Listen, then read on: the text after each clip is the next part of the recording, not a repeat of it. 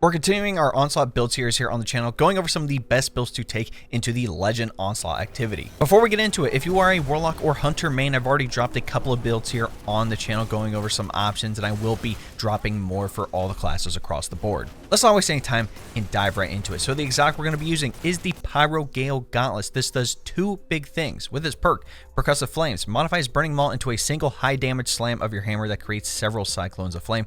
Essentially, now your Burning Maul is a one-hit super, and with all of the solar benefits on the artifact, it can be pretty destructive. And secondly, Consecration's second slam creates a cyclone of flame. Now, Consecration got a buff earlier this season, and to be honest, it actually feels really good now. Under the Sunbreaker subclass, obviously go ahead and toss on the Burning Maul super. Again, that's how we're even going to take advantage of half the perks on the Gauntlets. For abilities, I'm rocking Towering Barricade, but you can rock Rally if you would like. For movement, I like Strafe. You can use what you want. For melee, it doesn't really matter since we're going to be using Consecration. I just have the Throwing Hammer here on, but you can put on Hammer Strike. They both have the same cooldown now, so it doesn't really matter which one. And then for the grenade, we do have a couple of options. I personally like the Thermite Grenade for the multiple Scorch hits on targets, and this will actually come in handy later, but you could also use the Solar Grenade, Diffusion Grenade, or if you want that extra healing, you could go with the Healing Grenade. Our first aspect is obviously going to be Consecration here. So essentially, once you have that charge melee ability, if you slide and you activate your melee, you'll actually do a wave of scorching, fire that goes out to the targets, and while you're airborne, you can activate your melee again, and you'll slam. That'll send out a second wave, and also cause an ignition. Plus, with the Pyrogale Gauntlets, it actually leaves that Cyclone of Flame behind. It's essentially like a sunspot, but it actually moves around. But we definitely want Consecration on here to take advantage of the perks. For the second aspect, I'm actually going to go with Soul Invictus, and there's a reason for that. I know a lot of people would opt for Roaring Flames, and I tried to use it, and if you don't know what it does, essentially if you get solar ability kills or ignitions, you get an increase, stacking damage to your solar abilities, which can stack up to 3 times. So that means you can have a even stronger super. But the problem is that, especially in Legend, trying to get those kills consistently and getting your abilities back fast was my main issue. And if you can't get those back, you can't keep Roaring Flames up, and there's really no reason to have it. But the reason I like Soul Invictus is because Solar Ability Final Blows, Hammer Soul Impacts, and defeating Scorched targets creates Sunspots. Now, those will give us a variety of things, but your abilities regenerate faster, and your super drains more slowly while standing in a Sunspot. Sunspots also apply Scorch and deal damage to targets inside, and entering a Sunspot applies Restoration. Outside of the constant restoration procs on top of faster ability regen, if you create a Sunspot where the adds are spawning in, you'll be able to essentially spawn trap them with one Sunspot, and as long as it continually damages targets, it will stay up. For Fragments, go ahead and toss on Ember of Empyrean. So as long as we get Solar Weapon and Ability Final Blows, we can keep up the Restoration and Radiant effects applied to us. Again, we're going to get Restoration from the Sunspots from Soul Invictus, and we're going to gain Radiant from Flint Striker. So as long as we get those rapid, Solar Weapon Precision hits and Final Blows, we can become Radiant. And as long as we continue to get kills, we can keep those two things up indefinitely.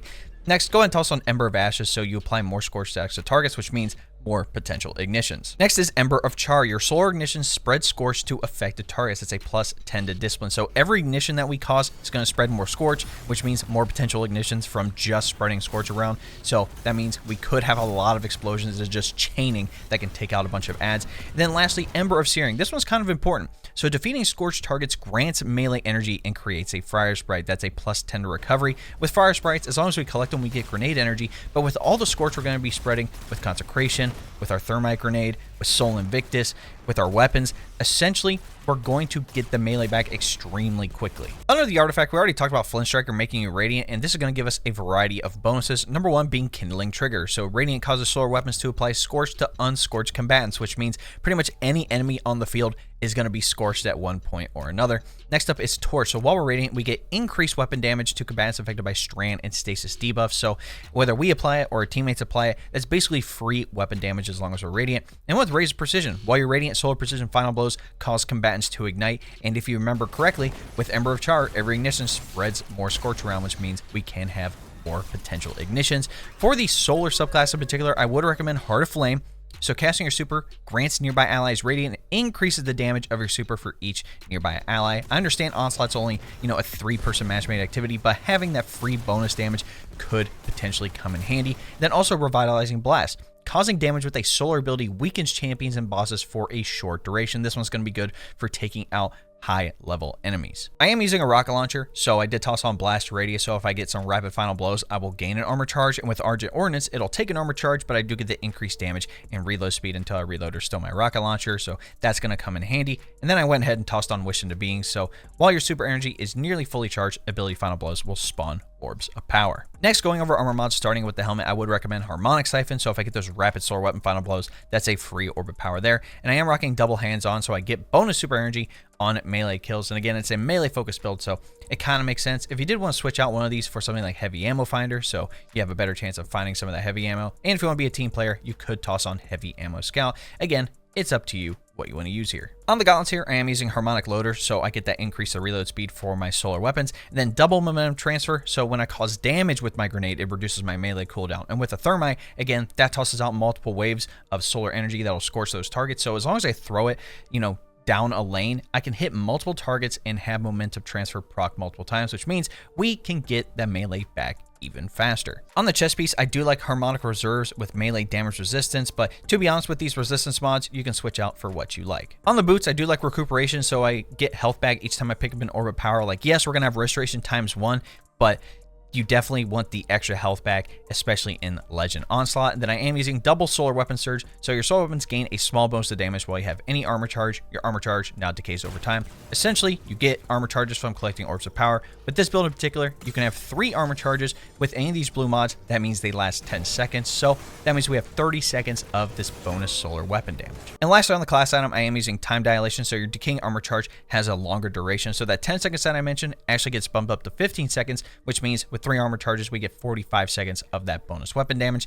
And then I like double outreach, so it reduces my melee cooldown when using my class ability, whether I need to pop the towering barricade to rest some teammates or just lock off an area, or I need to get my melee back. Again, it's going to serve multiple purposes. For stats to focus on, definitely have tier 10 100 resilience. We talk about that every video. It's a 30% damage reduction, which you definitely want, especially in Legend Onslaught. And with the Titan in particular, that means we get a faster class ability cooldown. It's not super important, but I just wanted to note that. The second one to focus on would be strength. Strength is tied to how fast we can get that melee back, and obviously we want to pop Consecration as much as possible. Outside of that, you could do intellect for your super cooldown, discipline for the grenade cooldown. You really don't need recovery, but again, the main one is resilience and then strength. For your weapon options in the primary slot, I would recommend a stasis fusion that can come with the perk Chill Clip. So direct hits with the top half of the magazine cause a detonation that slows nearby targets. So not only can this fusion rifle stop overload champions, if you shoot an unstoppable champion enough times with the Chill Clip, it'll actually proc freeze,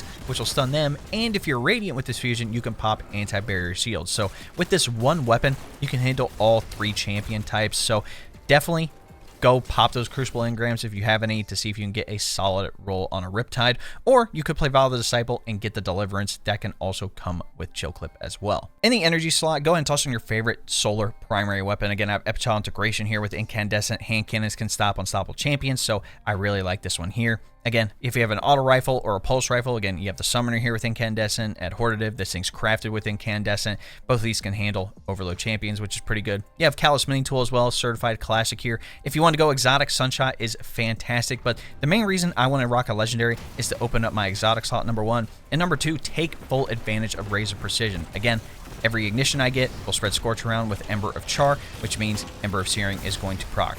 Like, Sunshot is just extremely good for the crowd control aspect, and it's not like Epitile Integration or any weapon with incandescent is necessarily bad, but you can definitely feel how powerful Sunshot is in Legend Onslaught. And like I mentioned, that opens up my exotic slot in the heavy department, and I would highly recommend Dragon's Breath because of all of the Scorch and just explosions that you're going to spread around. It's really good for boss DPS on top of being able to take out a bunch of ads. And pairing this on the artifact with Blast Radius, giving us armor charges, and Argent Ordnance taking it away, but giving it increased damage is literally free. Another one I would recommend is potentially Galahorn. Now, Galahorn's not going to be great for, DPS against bosses in and of itself, but it will take out a bunch of ads extremely quickly. Galahorn is super good for Legend Onslaught that I've found out. But if you did want to rock a legendary, again, I have this crafted Apex Predator, Recon Bait and Switch. That'll be good for DPS. And also, I have this Avalanche here if I wanted more precision, rewound rounds, target lock. If you have Cataclysmic, Briar's Contempt, whatever, you could totally put those on.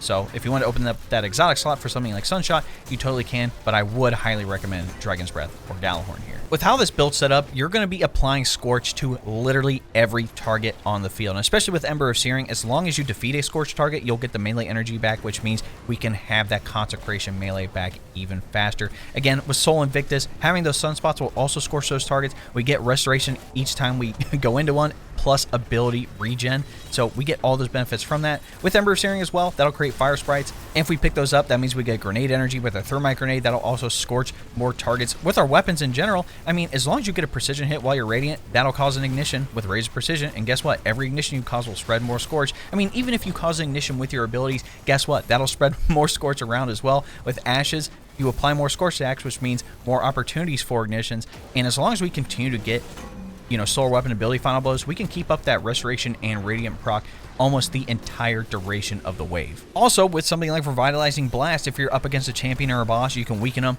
with your abilities, and if you really need to take down some targets or you want to do boss DPS, you know, it'll be time to pop that Burning Maul, shoot a Dragon's Breath rocket at that target, and you're gonna just put out some crazy DPS numbers. But that, ladies and gentlemen, is my Onslaught Pyrogale Gauntlets build. Let me know what you guys think in the comments. I'm actually going to put the dim link for this build in the description, so if you want to copy everything that I'm using, down to the subclass, the armor mods, the weapons, even the drip if you'd like. I try to make my Guardians look fairly decent with their drip, so if you want to copy any of that stuff, that will be provided in that dim link. You know, test out for yourself and let me know what you think. If there's something that you like using in particular with this build after you do some testing, definitely let me know in the comments. In any event, if what you saw is valuable or entertaining to you, be sure to drop a like on the video, subscribe to the channel, and turn on that bell next to notifications so you don't miss out on any of the upcoming Onslaught builds I'm going to be dropping on the channel. If you didn't know, we live stream here on YouTube, but also on Twitch and TikTok as well. So if you want help with Legend Onslaught, with the Whisper mission, with 0 Hour, anything that has to deal with this Into the Light event, we're definitely going to be carrying people